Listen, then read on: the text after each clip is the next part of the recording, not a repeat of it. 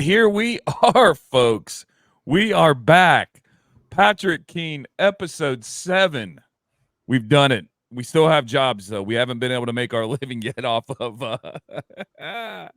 we haven't been able to make our living yet. So we had to call some help from one of our famous friends. So ladies and gentlemen, this is This Week in Sports History podcast. I'm your host, Justin Wood, with your co-host, Patrick Keene. And today, we welcome the man, the myth, the legend, the man out to see more than Jack Sparrow himself. Johnny Cardinale is here, ladies and gentlemen. Thank you for joining us today, Johnny. Thank you for having me. For those of you who didn't get that joke, I perform on cruise ships a lot. It's great. I love it. The posts are hilarious, both whether you've been on a cruise ship or not, and the stuff about cruise ships is hilarious. The straight jokes are hilarious. So I'm thrilled. Thanks. And I love your cruise ship. Your guy, your cruise ship. Oh yeah, cruise ship news. Yeah, thanks. Cruise ship news. Yeah. Everybody talks about it. Important stuff. Important stuff. The outfit for the cruise ship news anchor is what kills me every time. I do. I need an outfit for this show. I think, I need something that matches sports, or just wear that cruise ship outfit, maybe. Yeah. But yeah, it's a trip, right? I mean, Johnny, I know you're excelling. I don't know. I think I need to smile more on those ships for those people, because you bring too much stand-up comedy angst. It's like, that's a good word, angst. Yeah, and maybe it's not their favorite thing. Yeah. You're just funny though. I don't see you as angst. You know what I mean? I don't know. You work Princess a lot, I believe, right? Yeah, Princess, Little Holland America. I might be aging in. I mean, Well, don't say that. I just did my first Holland like 2 weeks ago. Oh, you did? Yeah, they were a little older. If you're anything like your father, you're gonna be around a long time, looking good for a long time, brother. Right? Justin? Have you met Johnny's father? Of course. Oh, dude, what a beaut. Johnny runs a amazing show down at Sand Trap in Beaumont. I'm actually hosting it next month because he'll be out to sea. So, but yes. Johnny's dad is amazing. Patrick, I know you've either done it or I've tried to have you on it. No, I've done it. I've done it. Yeah. Okay. Yeah. We'll definitely have you back. The only one I haven't done is the one where you spend the night. You did. Yeah, that one kind of dried up a couple years ago. Oh, okay. That'd be funny if you're like, I don't know what you're talking about. Yeah. No. Lytle Creek. Yeah. I had that one for like 2 years. I did that show one night when we went back after the show to the cabin. And there was like a gas leak or something. So we were That's like, right. Yeah. That's right. Yeah. This doesn't smell right. Yeah. Let's get out of here. Yeah. Nothing but class shows I produce, guys. Just so you know. Pat, you said last week that you were going golfing this week. How'd you hit? Oh, I didn't golf. I just worked a golf tournament. Oh, okay. But I did go to Phoenix and got to see your Reds work preseason practice, BP, and play the Mariners. There you go. How were the shows at Stir Crazy over the weekend?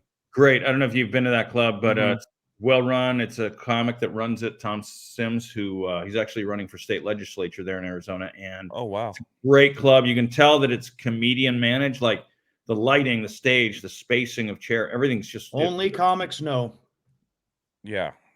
Me and last time I did that show was with Frangiola, and we had quite a bit of fun at the Yard House. It was in the midst of, it was me and you were in Phoenix, like I said, the weekend before everything shut down.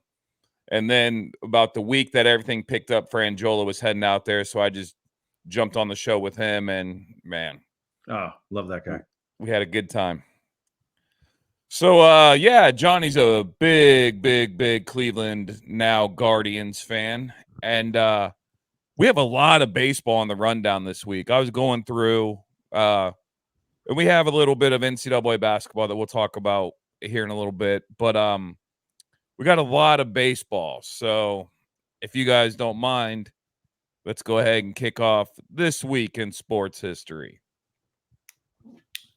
This week, in 1931, John McGraw says, nighttime baseball will not catch on. I mean, John McGraw might be the most baseball name ever. Yeah. Longevity wise, yeah.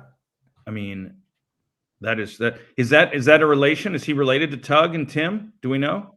I don't think so, but he's he's pre 1900 is when he started playing, and he's the guy who he created the hit and run, things like that. I believe he was the guy who created the bunt to move the guy over, give up the out. It was, wow. It was a very, the formation of modern baseball. He was like way ahead of his time.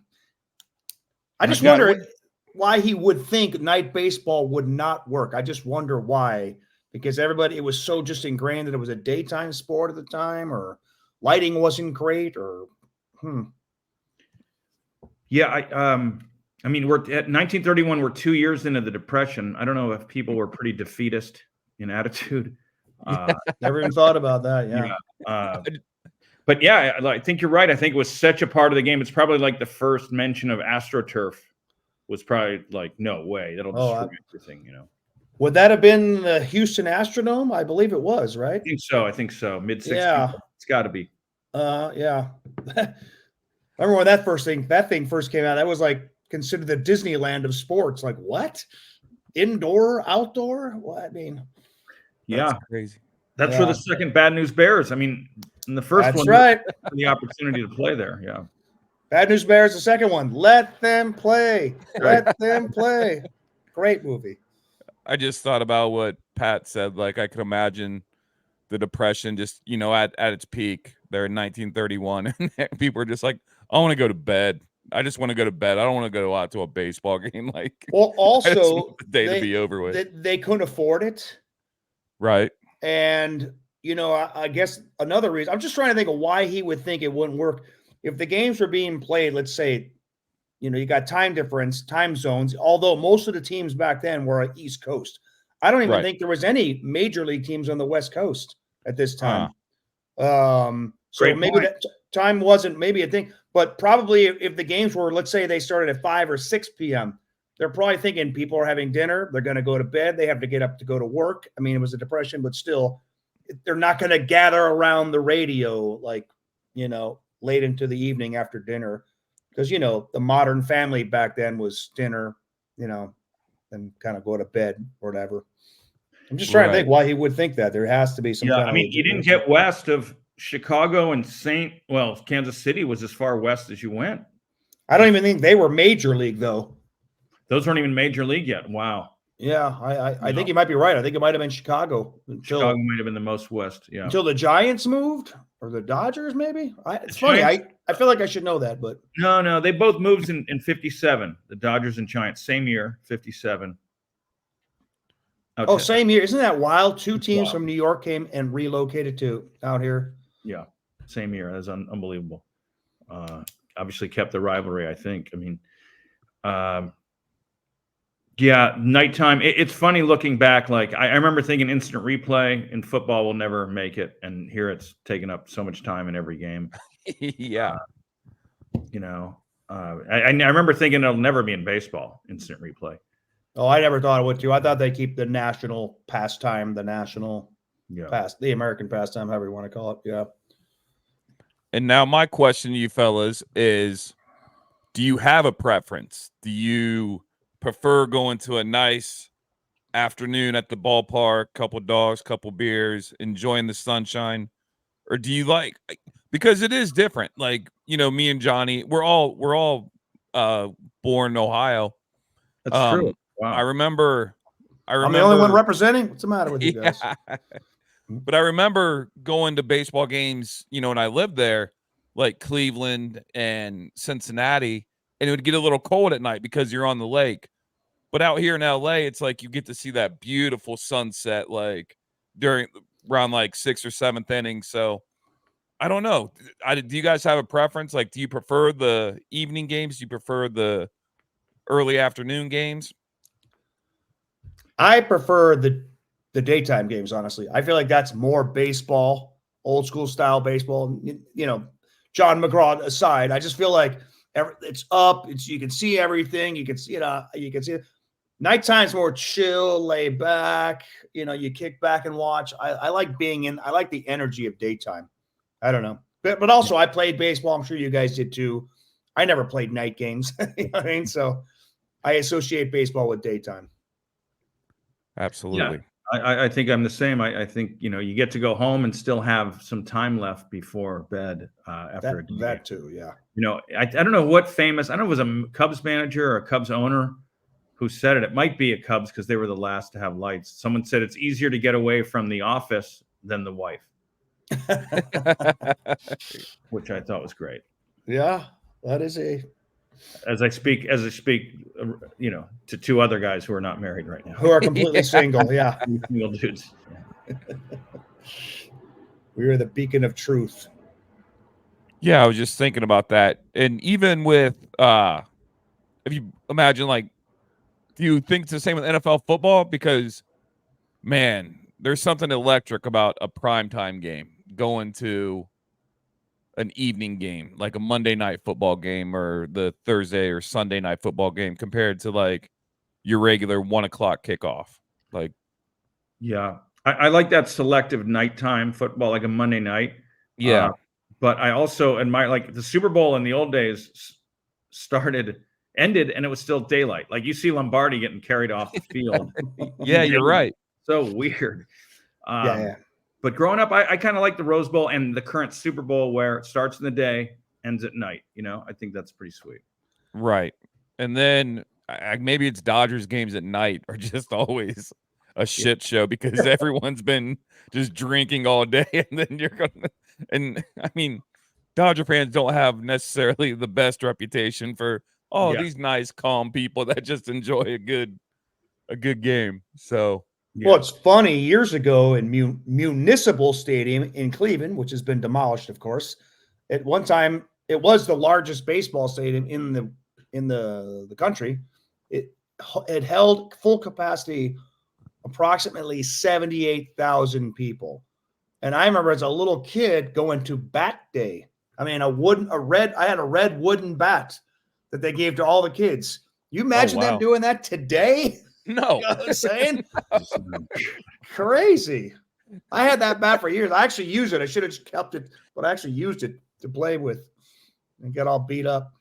That is crazy. Yeah. People carrying bats around, wooden bats. No, it's over. I mean, it's over before the game starts if that happens today. Oh, absolutely. That what is it? Kaiser Permanente is just the busiest day of the year. Besides 4th of July, it was Bat Day because of all the kids getting hit with bats. Oh yeah, I'm sure. Yeah, you'd have to have the ambulances parked out there, ready to go. I mean, in today's culture, it'd be more than you'd have to call the coroner. With the way people fight at sporting events these days. Oh yeah, back then it was all innocent. That's why a lot of the teams just now have like the those like little boom sticks that you blow up, like the inflatable sticks. They're like, that's all we're giving you guys. And I don't even think they're past those out of Dodger Stadium. No, like, what's happened to people? I mean, really? Good God, it's a baseball game. Jeez. All right, we're going to keep on baseball and move on to 1937, where it is revealed that Quaker Oats is paying Babe Ruth $25,000 per year for ads. So it's revealed. Was it not supposed to make it to air, or was that frowned upon? I don't. I maybe should have read a little bit more into that, but okay. No, it was. I was more shocked at what sponsorships have come to now. I mean, obviously, the dollars goes. 25,000 is not going to get you much. That's like a fee from the commissioner now. But it just made me laugh too that, like, of all things, Quaker Oats. There's no Nike or anything back there, so I just imagine all the players like, oh, he's got that Quaker Oats money. Like he's really Well, plus we generally associate baseball players of that era with either cigarettes, tobacco, or Cracker Jacks. yeah. I never really heard it of Quaker Oats, and to be honest with you, $25,000 back then for a sponsorship was a lot because Babe Ruth, I believe it was, I want to say maybe 1927. He negotiated his salary for $52,000 for the year just because he wanted to make $1,000 per week.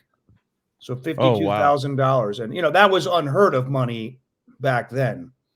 So $25,000 just for a sponsorship, that's a lot of dough. Yeah. And by the way, this is at the way tail end of his career, 1937.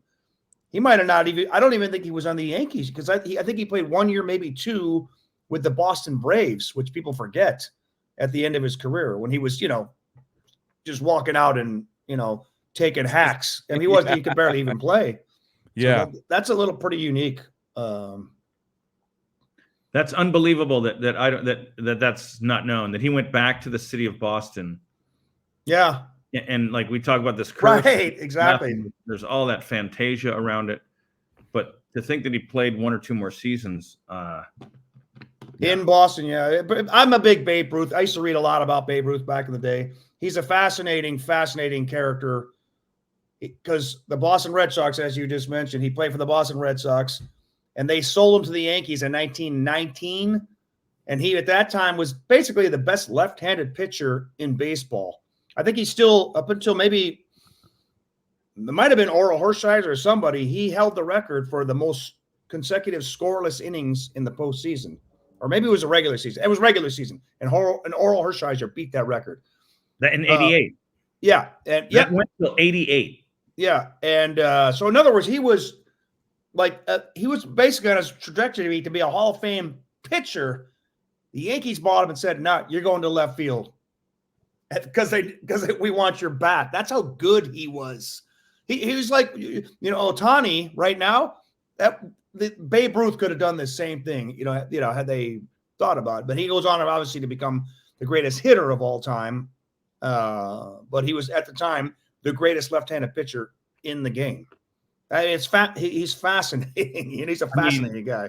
That's in 1919. We're talking 37. So we're talking 18 seasons later in that day and age to play that long. Well, especially he was not exactly known for his fitness. Yeah. He was drinking beers and in between a doubleheader, he's having beers and hot dogs. That's unbelievable, dude. It's almost like when Shaquille O'Neal went to the Celtics, like his very last season, when it was just like the corpse of Shaq running up and down the court, like that's breathing problems. Perfect analogy. It's like sad to see one of the greats hang on just a little bit too long, and he should have been. It's Michael Jordan playing for the Wizards. You don't even like seeing a picture of him in that uniform. Yeah. No, we don't truly accept it. Exactly. It doesn't look right. That's how if you see a picture of Babe Ruth in a Boston Braves uniform, he's kind of old and he's 1937. He died in 1948. So he didn't probably too many Quaker Oats. Yeah.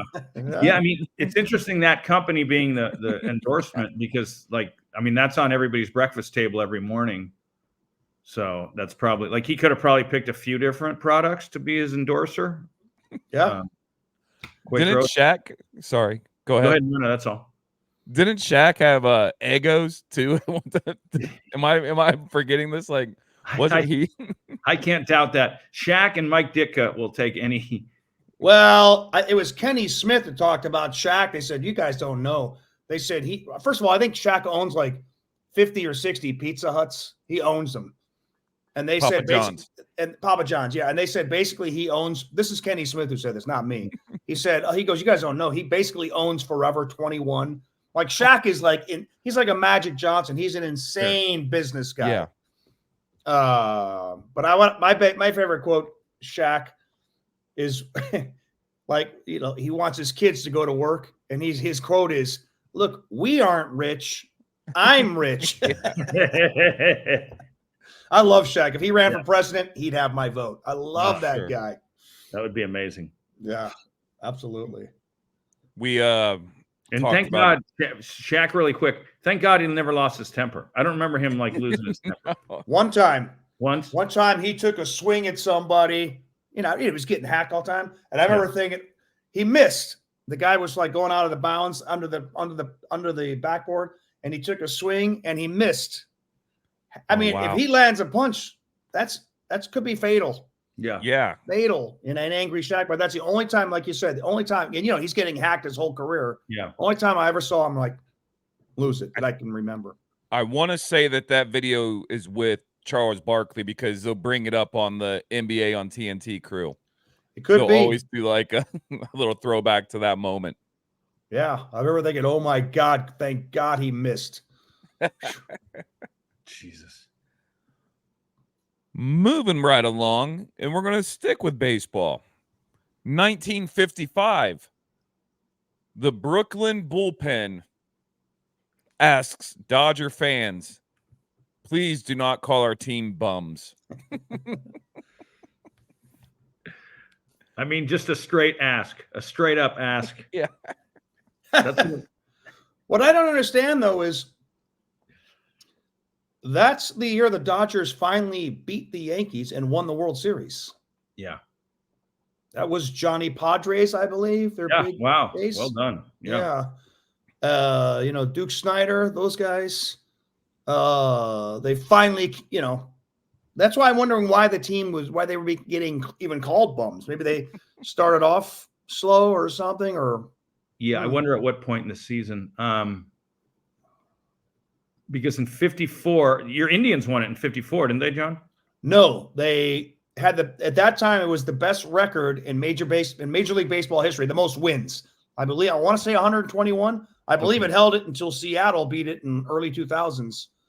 They were the big favorites going into the World Series, and they lost to Willie Mays. Oh, that's right. The Giants. And the catch, Vic Wertz, that catch that they say sort of turned the tide. Yeah, very disappointing. I wasn't there, obviously, but as a huge Cleveland fan, we were the big time favorites, and we lost.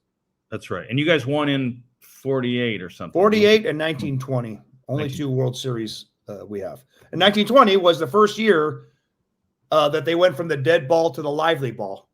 Oh, that's when they changed the ball. And I want to say Babe Ruth probably had a big play in this because they realized the home run brought spectators. And I believe it was 1920 that Babe Ruth hit 59 home runs. And I think the next closest team combined had under 20. And he alone had 59. That's surreal. That's what I'm saying. He's Paul Bunyan. He's literally Paul Bunyan statistically. You know, when you compare other players of his ilk and stuff like that, it's mind-boggling.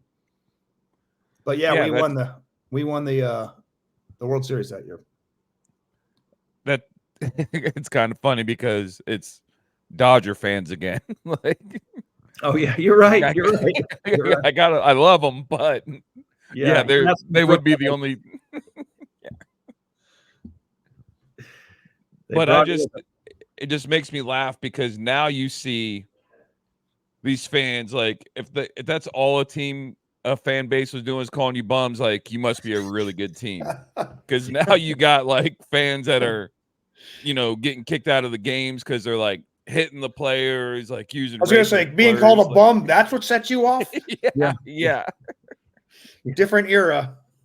Yeah, you guys are from Brooklyn. You're supposed to be tough. Like, what are you getting mad at your fans for calling you bums? Yeah, that's interesting. They had been knocking on the door forever and just losing. I bet they lost 5 to 7 World Series to the Yankees. Yeah, probably. Yeah, and they had stars. Roy Campanella. You know, we mentioned Johnny Potter, Jackie Robinson. You know, they were Duke Snyder. I mean, they were loaded. So finally, they just got their year. I don't know if you guys ever saw this clip. There's a clip of Duke Snyder later in life, and they're doing documentaries left and right on the kind of Giants, Dodgers, Yankees kind of 3-way New York world rivalry. Yeah, and Duke Snyder says they just cut to Duke Snyder. He's an old guy, and he's like, "I don't like the Giants. I don't like their organization. I don't like their team colors. To this day, I don't even like Halloween because it's the same colors represented with the black and orange. I'm not gonna lie. I like that, man. Oh, Yeah. that old school. Yeah. You know, Jackie Robinson opted to retire instead of get traded to the Giants. Did he really? Really? Yeah. There was talk of that later in his career, and he's like, "No, Well, I'd good rather for stay." him. Wow. Yeah, those Dodgers teams, Pee Wee, Reese. I'm trying to think. Yeah. Yeah, they were solid. But then you look at the Yankees teams. Oh, just merciless. I talked with Brody about his, those other Yankee teams in the late '90s. Yeah.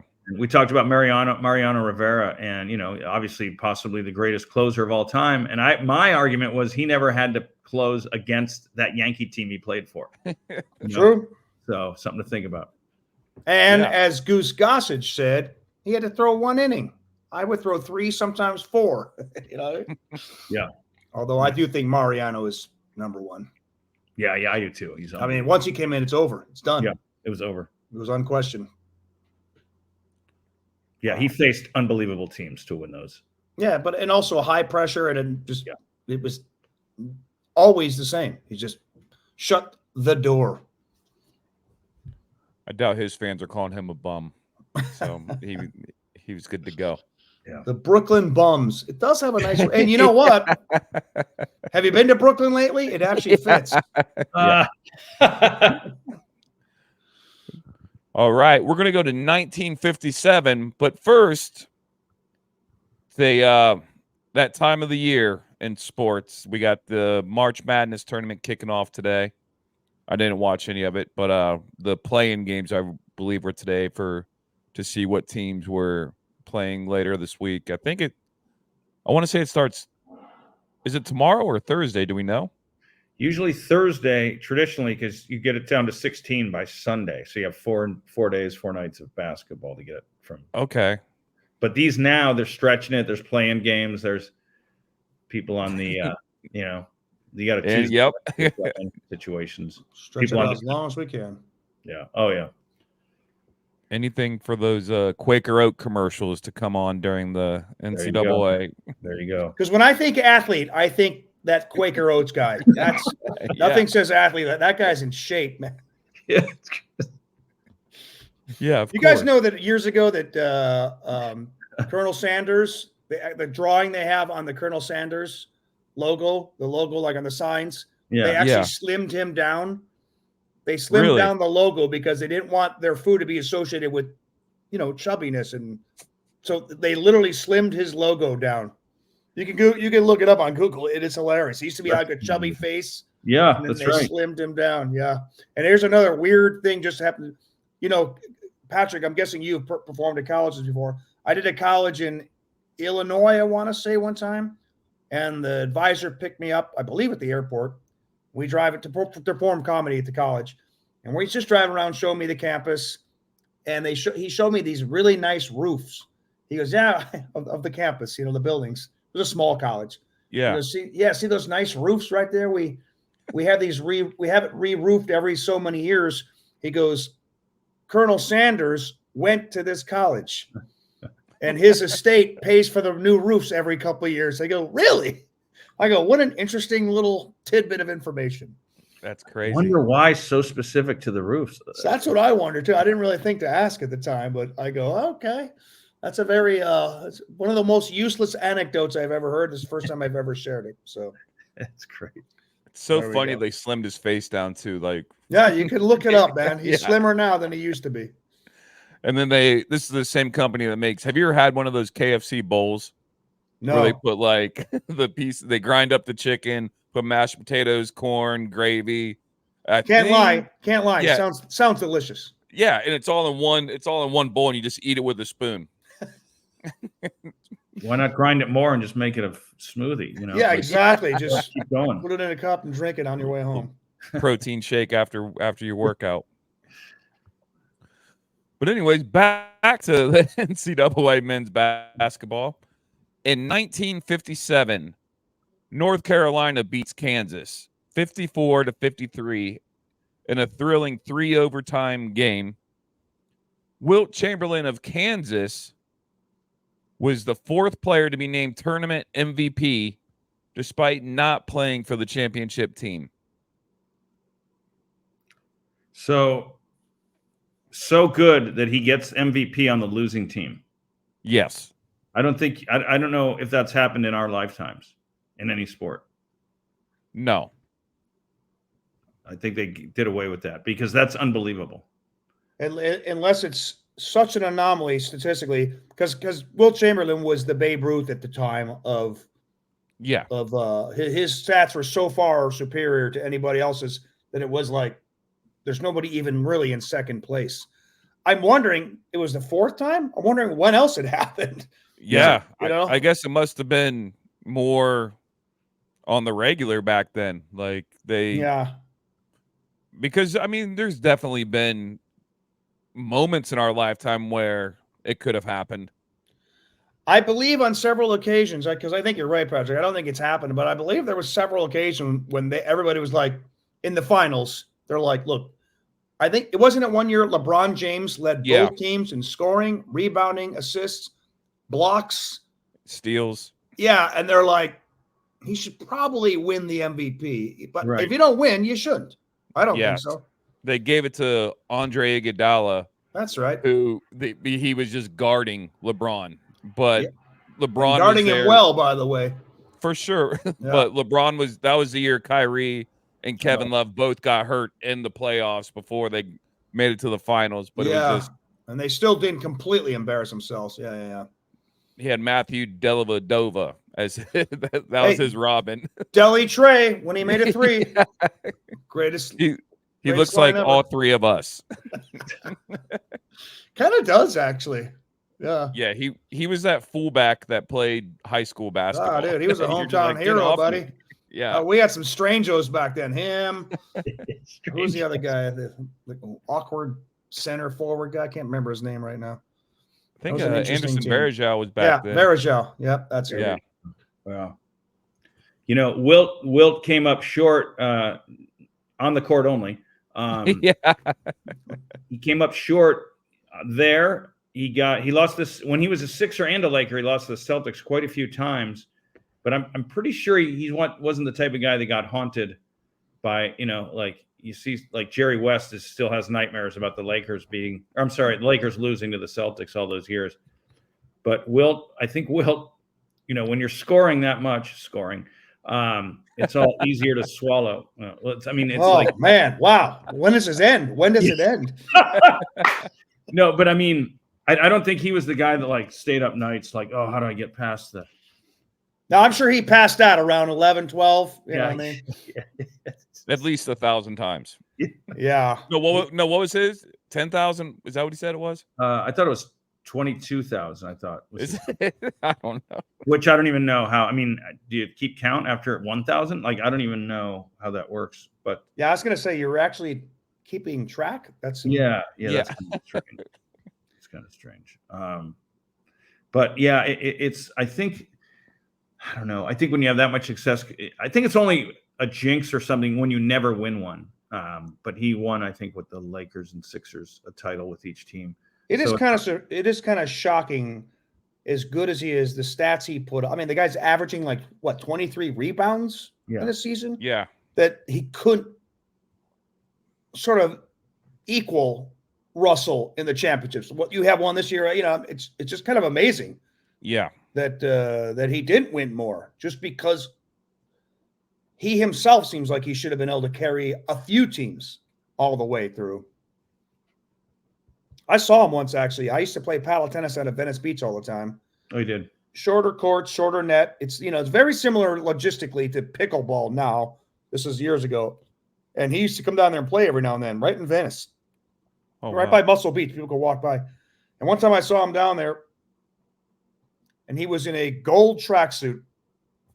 Gold tracksuit. He wasn't playing this day because he just pulled up where you kind of double parked, looking for somebody, I guess. Gold tracksuit, pants and top, gold sneakers, a gold-colored giant a Cadillac SUV, everything, and gold chains, everything gold. And, and he's 7'1", and he's down there, looking around. And I remember thinking, the two athlete celebrities I saw down there playing paddle tennis. Well, I don't know why I just had balloons stream up, but that was kind of cool. I must have hit something. Were him? That was awesome.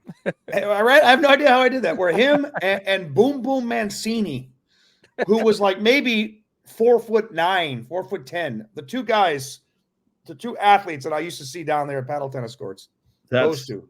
That's Ray an odd Boom Boom Mancini. That's an odd pairing, isn't it? It's like the two guys from. It's like the two guys from. What's the movie? Smokey and the Bandit. Oh, Big and Little Enos Burnett. That's it. Good, nice call. Those two. That would be amazing to see Wilt and Ray Boom Boom Mancini. It was pretty interesting. I can't lie. Yeah, I mean, dude, Wilt Chamberlain. I loved him in Conan the Destroyer. He was in the Destroyer with Grace Jones. Yeah, because Wilt had a great look to him. His face. Oh yeah. The goatee, light beard, but goatee. I mean, he was very good looking, intimidating. Kind of both those together. Like you couldn't stop looking at him, and not only because he was 7 feet tall, just the whole. No, he's superstar. He was a superstar human being. Yeah, for sure.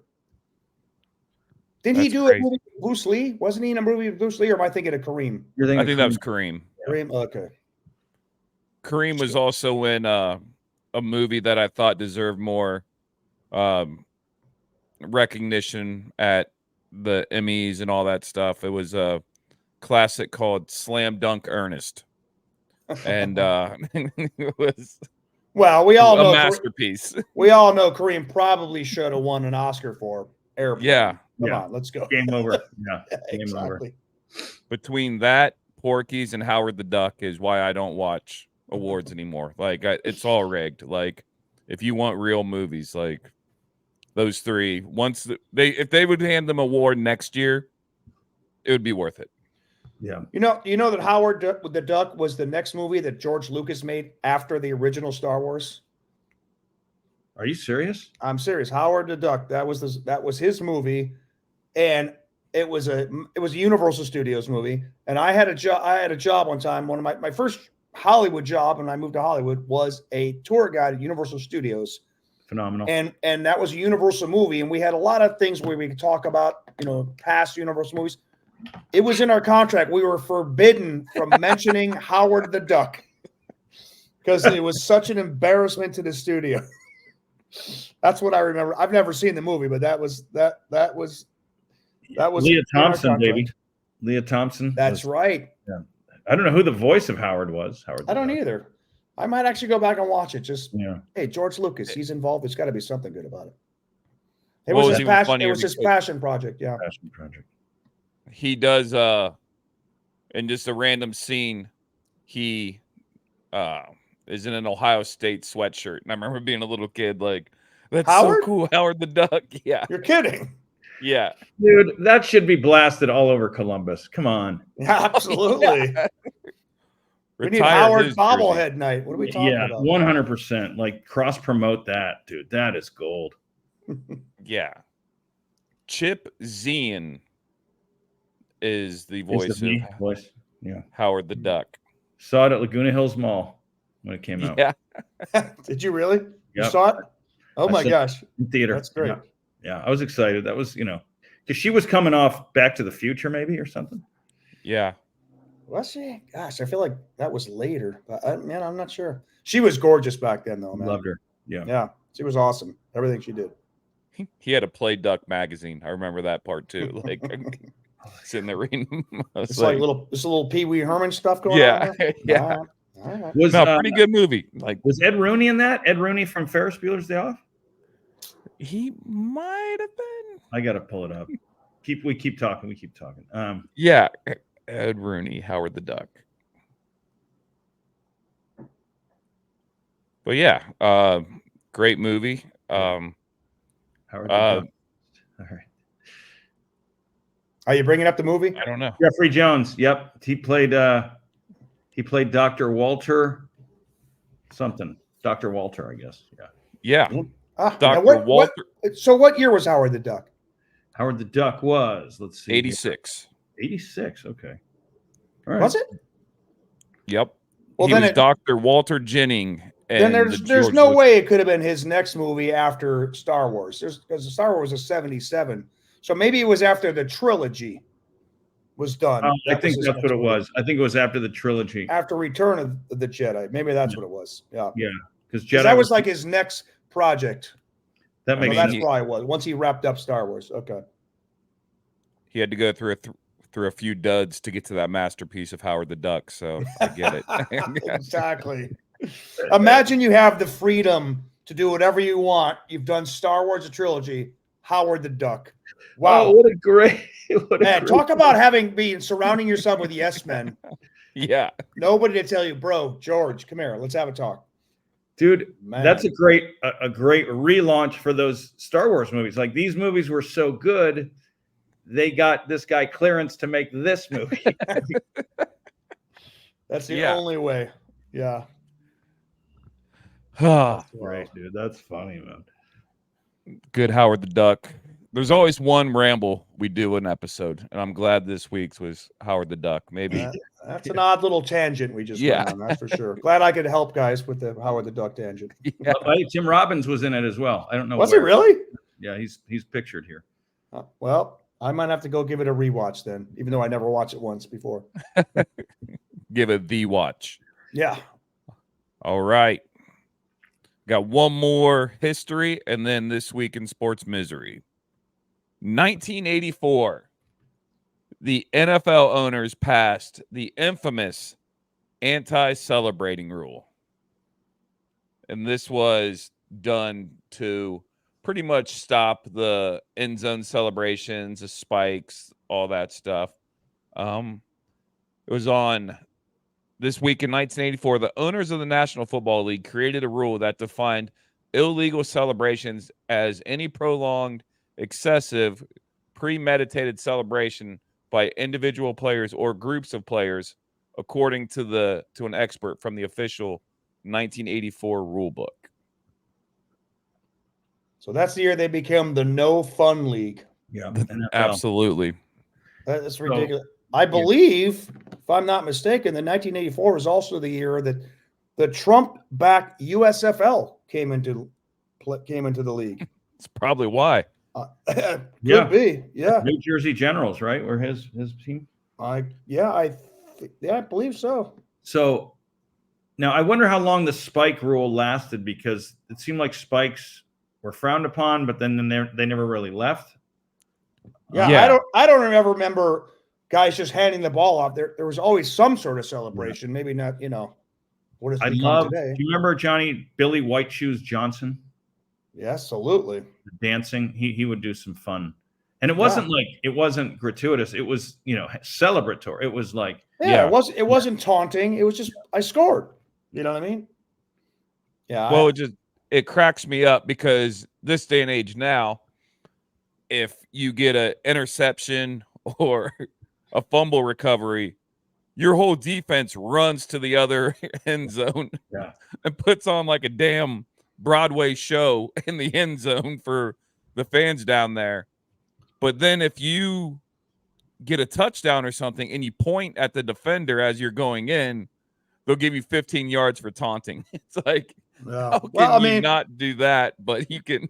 We just saw it in this last Super Bowl, that rookie receiver, Zay Flowers. Oh, yeah. He stood up and taunted that guy, and then his very next play, that's when he fumbled. Yep. They're calling it the worst play in Ravens history, when he fumbled going into the end zone that turned the whole game around. Yeah, right after his taunting penalty. I mean, if somebody's down on the ground, I don't think you should look over him, because the guy could be injured, something like that. You score a touchdown, sky's the limit. Just make it quick and get off the field. That's all. God, there was a guy. Go ahead. Sorry, but Billy's White Shoes Johnson was more famous, but there was a guy from the Cowboys. I think he might have been before Billy, same era though. And when he scored, he used to jump up and down and just like do 6-shooters. Yeah. But like just to the ground, not like flashing guns. It was like old West or something. Yeah. And I remember thinking that was the coolest celebration I'd ever seen. And to this day, I still think it's the coolest celebration. I think it is. He's a cowboy, so it even suits the brand. Exactly. It was a cowboy thing. Yeah, exactly. Was it Billy Joe Dupree? I'm not sure. That name doesn't sound familiar, but We can ask Carl DiGregorio because is he a big Cowboys guy? his lady's father was an old cowboy from the 60s, early 70s. Oh, really? Okay. Oh, really? I'll be done. Yeah, it's a phenomenal story if you ever get a chance. Is this the same girl he's had for Yes, over same lady. Yeah, oh, she's a sweetheart. I love that She's a girl. sweetheart. Yeah, her dad was a Texas kid working at a gas station, and I think it was some Michigan State scout was driving through, and he's like, "My God, do you play football?" And the kid's like, "No," and he's like, "You do now if you want to. Come to Michigan State." Wow. Pettis is the first name, I think. But yeah, and then played with the Cowboys. Played in the Ice Bowl against the Packers. Oh, that's crazy. Yeah. What a cool story. Yeah, he would know who it is. Yeah. I think I didn't click on the video because it would start making noise. I think it's Butch Johnson. I think that's what it was. I really That's do. Yeah. Butch Johnson. Yeah. That sounds familiar. Yeah, I think you're right. Yeah. When I started, not really started, but for me coming up, it was watching Chad Ochocinco. Like, he was always a fun one for the Bengals. Like, it was like, what does he have planned today? Like, and he was just silly. Like, he would. Yeah, he was a silly guy. I remember he would, like, if his teammates would get fined for celebration or something, like, Chad would always pay their fees. And then 2 years ago, I don't know if you guys remember this. It was the year that the whole Buffalo Cincinnati game happened with why am I drawing a blank now? The player that I was at the game, the player that pretty much almost died on the field. Oh, you were at Damar that game. Hamlin. Oh, Damar Hamlin. Yeah.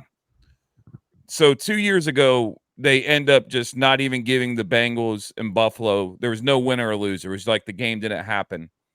And I remember they said if the Bills beat the Bengals in the playoffs, then there's going to be a coin flip to see where they're going to play the game. Right, yes. Because Kansas City and Buffalo and Cincinnati fans are like, what are you talking about? Like, we were beating Buffalo when it happened. Like, it's pretty much a loss to us. And Chad, he told whoever scores for the Bengals to do a coin flip celebration in the end zone, and he would pay for it. And then Joe Mixon scores a rushing touchdown and does the coin flip, gets fined, I think, $20,000 for it. And then Chad, like, made a whole social media post, like, getting this check ready, sending, like, wiring Joe some money for that fine. He never annoyed me, and I'm a Browns fan, you know what I mean? But I'd always liked Ochocinco. Yeah. You know? And he was talented. He's a good receiver, but he was always, you're right, he even changed his name to Ochocinco. Because he kept getting fined. He's like, okay, fine me now. I'm going to. Yeah. So, but it seems like the NFL rule, like, I don't, even like you guys, I don't remember them ever not spiking the ball.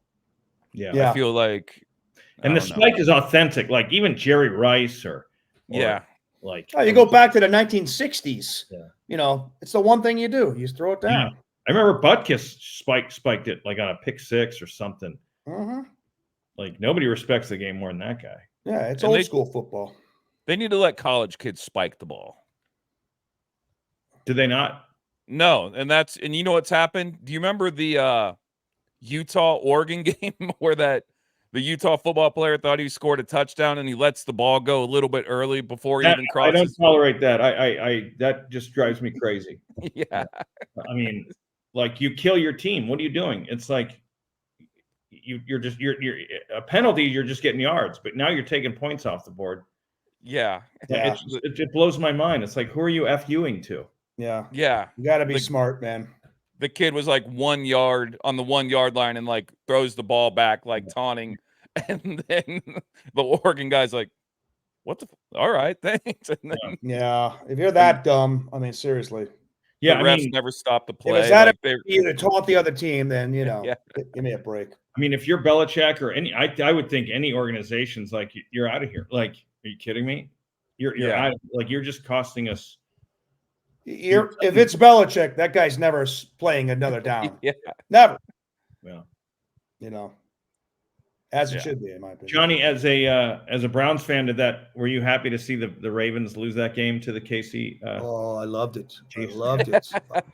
As When you that know, ball came out Browns, of the goal line, man, I was man, especially because the guy taunted right before. Not that I like the Chiefs, but I don't dislike them. yeah. Right. But I hate the Ravens. I hate them more than the Steelers. I mean, Oh, they yeah. are the former Browns. Yeah. So yeah, I was happy as can be when that all happened. Yeah. I mean, Lamar Jackson, he's got 2 MVPs. He's got 1 playoff win. 1. Yeah. He's got less wins, or maybe he's got 2 this year, but he's got as many as Baker Mayfield. I'm just saying, so yeah, he needed to go further this year. yeah, he's considered, the second best quarterback, him and Burrow in the NFL, 2 MVPs, 2 playoff wins. So, Yeah. I don't know. And Go ahead, Justin. he's always had. Sorry, I've done many a deep dive on I could Lamar imagine. Jackson, but he's always had, besides 1 year, a top 5 defense.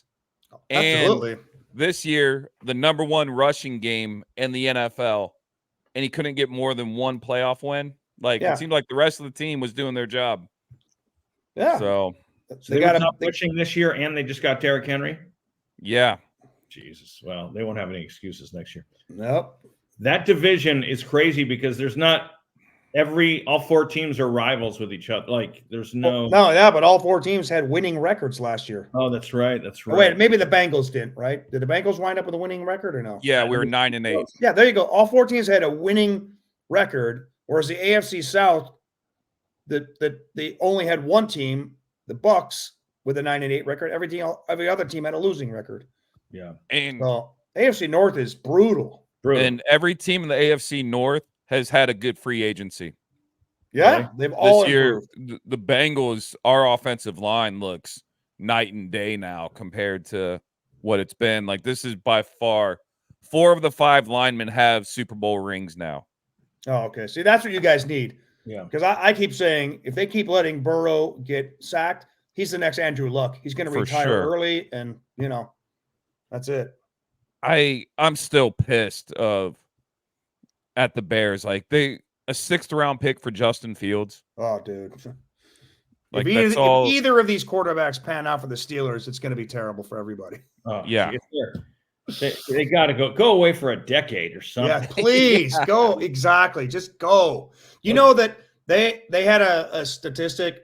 The last time a team drafted in the top, I want to say top 5. It might have been top 10, but certainly top 5.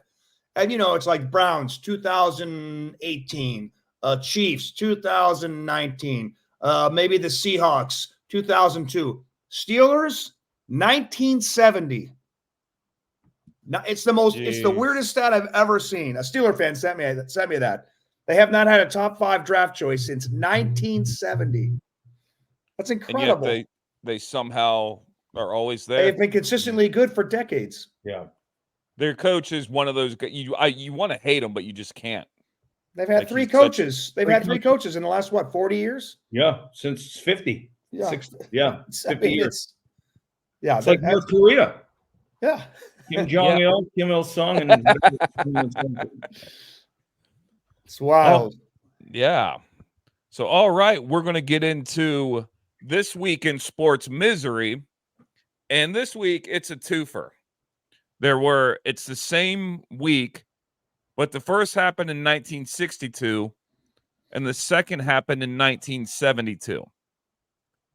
In 1962, William DeWitt buys the Cincinnati Reds for $4,625,000. In 1972, I'm sure Johnny knows this, Nick Maletti purchases the Cleveland Indians for a cool $9 million. First off, that's a pretty good price for 2 sports franchises. Yeah, I wonder what that translates to today's dollars, but still sounds like a pretty good bargain for a major. But franchises, they didn't explode until maybe the last 20, 25 years. Then all of a sudden they're billions, and in 5 years they're making hundreds of. I think they were a slow thing back then. some Yeah, reason. if you look at the price Steinbrenner paid for the Yankees or Jerry Jones played for the Cowboys, which I think have got to be the two biggest names in sports in America. Yeah. As it's owners, not for sure. that big of a number. It's not, I Yeah. remember seeing both those numbers going, wow, that's Yeah, things change. I don't want to know. I don't think it was the internet. It was TV deals or something where all of a sudden popularity just went, like this for years, and all of a sudden like this. Yeah. And then everything's worth a fortune. Look at the salaries. They were like this, this. Even guys like Fred Lynn, Reggie Jackson, wow. And all of a sudden, yeah, a dramatic increase. And now it's like you don't see anymore one person buying a franchise. It's like even Magic Johnson with the Dodgers. There's like groups of people that get together now, like let's buy this team. So yeah, there's still the few outliers that probably have investors, but there's like the guy who owns the Clippers. He's worth. I think he's the 10th richest guy in the world. Oh wow. He's a billionaire. Yeah. I forget his name. He's a Microsoft guy, I believe. And then like Jimmy Haslam owns the Browns. He's a billionaire. Jerry Jones. But like you said, mostly it's conglomerates, buying, like a group headed by Alex Rodriguez is trying to purchase, that kind of a thing. Yeah. But now you're seeing even active professional athletes now, like LeBron owning shares in, I believe it's the Liverpool soccer team. Hey, Joe Burrow just bought I think it was a volleyball or a pickleball team. Like it was. So did Tom Brady. He's invested in that pickleball. Myles Garrett is part owner of the Cleveland Cavaliers. Is he really? Yeah. I never knew that. This past year. Usher is too. Yeah. Wow. That's amazing. Do you think Johnny's a good guy? Asked Justin. I think we spoke of this in another episode. Had the Cavs gone to LeBron at the beginning of all this and been like, "We want you for life. We would like to give you 5% of the team." I don't think so. Only because when he left, there was a huge divide between him and Dan Gilbert. They do not like each other, and I don't think Dan Gilbert would ever cede his power to LeBron by letting him be part of that. Yeah. It feels like LeBron Cavaliers ownership is almost similar to Michael Jordan Bulls ownership back in the day. They existed, they won, obviously Jordan a lot more and stayed there, but they didn't like each other. You know what I mean? Yeah. Because that would have been a nice scenario, honestly. Spend his whole career at Cleveland, move into ownership, buy the team, own the team. Like he's that good in that market. Like if I'm the owner, I'm like, God, I'm not going to live forever, and this could be the coolest move for a city, organization, and we keep him for life. It'd be sweet. Did we freeze? You did. Yeah, you seem to have frozen. It's a good photo of you, though. Usually, I was going to say, yeah. Yeah, usually people freeze that, or you're a fantastic ventriloquist. One of the two. It's hilarious. Well, they don't need to see the lips move. They can see the picture and hear the voice. All right. It's the sentiment. And we're actually getting more downloads on Spotify than we are YouTube views. So I guess. But I wanted to say, I love that old Municipal Stadium. I love that old Browns stadium where they played football, and like old clips of like them playing the Colts with Unitas and like. Yeah, it was classic old Americana. Yeah. I actually went to the 1991 baseball All-Star game at that stadium. It was right after the strike. It was the first game back after the strike. And over 75,000 people there at the All-Star game. I remember I'm walking down below and there's Steve Carlton warming up, and it was amazing seeing all these superstars, because that's when I was really into baseball, collecting all the cards and everything. 80s, 90s, that's when I was really into baseball. So to be at that game, it's still like the greatest sporting event I've ever been to. And the first game back after the strike, it was a big deal. We talked last episode about how it was last week in 94, the they built Cleveland Indian Stadium, and it was the very first professional stadium to have no smoking. Was it really? Yeah. Oh, that's cool. That's good to hear. Of all places, Cleveland, Ohio was. You know, you were speaking of the owner of the guy who bought the Indians. What was it? What's his name again? The Italian guy? I'm forgetting. Well, the guy who bought the Reds was William DeWitt. Who bought the Indians? Yeah, who bought the Indians? Nick Maletti. Maletti, yeah. Because he also owned. Now, keep in mind, he owned partly owned, but he was the figurehead of the Barons, which was a short-lived hockey team in Cleveland. Yeah. He owned the Cavaliers, and he built Richfield Stadium about 20 minutes outside of Cleveland, where the Cavaliers played and the Barons for a while. And at the time it was built, it was the largest arena in the entire nation. Not a stadium. Wow. It was an indoor arena. And there was only like 20, 22,000, 21,000, but it was the biggest one in the nation. And it was used there for a while. Eventually they moved out. They moved to, the downtown, the baseball stadium. Right. Or, municipal, and then eventually it got demolished. And now it's, I want to say like a park or something like that, but it's gone now. But at one time, yeah. Jeez. Yeah, he was a pretty important figure, that guy, in Cleveland, sports all around, except for the Browns. Who owns the Indians now? I mean, the Guardians. Sorry. I always forget the name. I always want to say the Dolans, and it might still be the Dolans. Yeah. But everybody hates them because they're cheap. You know what I mean? Somehow we end up having winning teams every year, but we never spend any money on the teams. And, we're like we always trade our good players. Small market. We're talking about the Steelers. The most amazing thing about the Steelers is they've done all this in a small market, and they've had all the success for all these years without the draft choices, without turnover. I mean, it's just what a franchise. It's amazing. Right. We have history. There we go. Whoa! That's what was required. Yeah. You don't have the hat handy, do you? The Cruz hat?